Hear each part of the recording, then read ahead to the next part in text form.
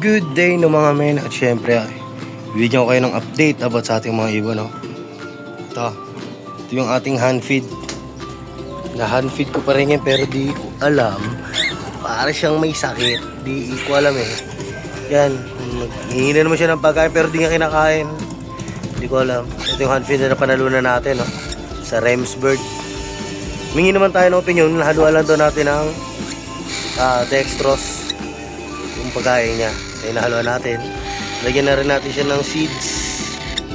Everman. Yan. Hindi talaga ginagalaw. Kita rin natin ang ating mga green perso. Yan.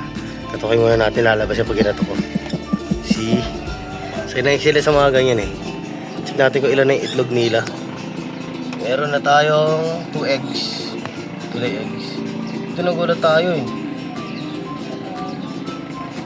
Actually nagulat tayo dyan. Kala kasi di pa talaga sila nag-iitlog. Kaya nagulat ako. Nadiin ko yung itlog niyan. Muntik na. Muntik na silang muntik na mabasag yung itlog nila. Sana di tayo makaparek yung tugtog na sa kabila. Happy birthday. At ang ating kakatail. Let's see if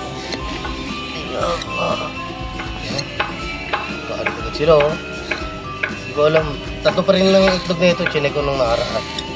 Ayan sila. Ito yung hentong nasa harap. Yung back yung nasa dulo. Sana mabuhay nila yung nakaila. Sana maganda ang kinalabasan na ito. Siyempre di mawawala ang ating Lutino project. Lutino Opa project natin. Yan. Tingin ko ba andid na itong dalawa na to eh.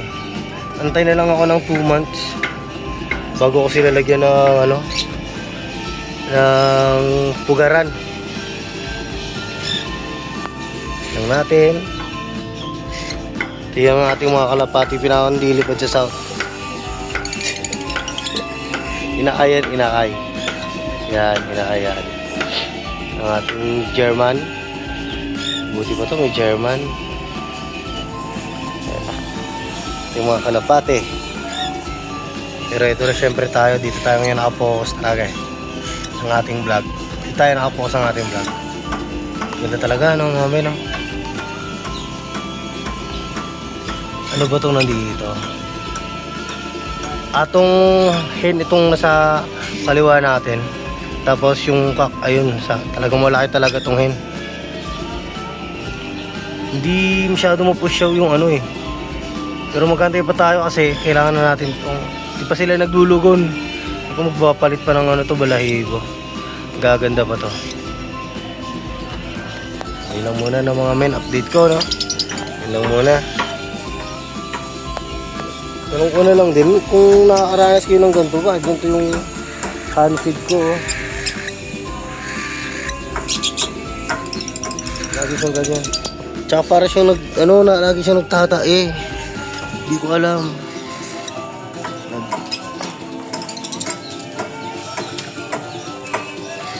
Kung alam nyo anong pwedeng panggamot dito ng mga men eh, comment nyo na lang dyan kung anong pwedeng panggamot sa ating hand feed na Lutino na panalunan natin kay Sir Rimes. Sabi sa akin baka doon na ibago lang daw sa sa kondisyon dito sa lugar ko, sa kulungan ko. Sinama ko muna siya rito para makita niya yung ating mga katil kung paano kumain ng seed. Hindi ko lang talaga sila mapagsama kasi nga ito may harang yan. May harang yan mga men. May divider yan. Divider yan. Kasi nga malamang bubugbugin to ng kak. Ito kasi yung tubig niya may dextrose na papalitan ko rin pala ng mga tubig dyan. Dito na lang muna ng mga men. Sana matulungan niyo ako rito. Sana makaya niya, sana mabuhay siya. Ayoko pang mawala ng ibon. Hindi pa tayo handa dyan. Tataga mo lang loob mo. Sige mamen. Good day and bye. Ganda ng view ko. Diba?